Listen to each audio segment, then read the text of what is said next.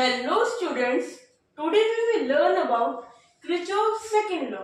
Kirchhoff's second law को हम Kirchhoff's voltage law भी कहते हैं और इसे हम लूप लॉ भी कहते हैं। लूप लॉ इसलिए कहते हैं क्योंकि हम इसे एक क्लोज लूप में अप्लाई करते हैं। देखो यहाँ पर हमारे पास 3 रेजिस्टेंसेस हैं, R1, R2 एंड R3 और हमारे पास एक वोल्टेज E1। जो अलजेब्रिक सम होगा वोल्टेज E1 और जो इन 3 रेजिस्टेंसेस के अक्रॉस पोटेंशियल डिफरेंस ड्रॉप होगा उसका अलजेब्रिक सम वो इक्वल टू होता है 0। ये बताता है हमें किरचॉफ्स सेकंड लॉ। अब हम इस लूप में किरचॉफ्स सेकंड लॉ अप्लाई करेंगे। देखो इसमें करंट की डायरेक्शन एंटी क्लॉकवाइज है। जब हम रेजिस्टेंस के अक्रॉस जहां से करंट एंटर करता है वहां पॉजिटिव लेते हैं और जहां से लीव करता है वहां नेगेटिव लेते हैं। इसकी इक्वेशन होगी E1 minus I R2 minus I R1 minus I R3 is equal to 0।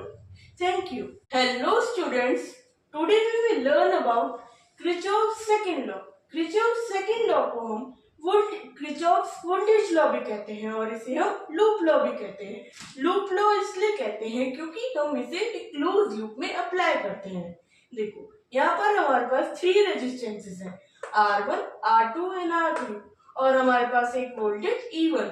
जो अलजेब्रिक सम होगा वोल्टेज E1 और जो इन 3 रेजिस्टेंसेस के अक्रॉस पोटेंशियल डिफरेंस ड्रॉप होगा उसका अलजेब्रिक सम वो इक्वल टू होता है 0। ये बताता है हमें किरचॉफ्स सेकंड लॉ। अब हम इस लूप में किरचॉफ्स सेकंड लॉ अप्लाई करेंगे। देखो इसमें करंट की डायरेक्शन एंटी क्लॉकवाइज है।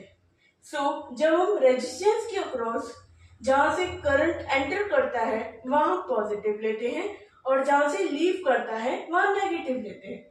इसकी इक्वेशन होगी E1 minus I R2 minus I R1 minus I R3 is equal to 0। Thank you.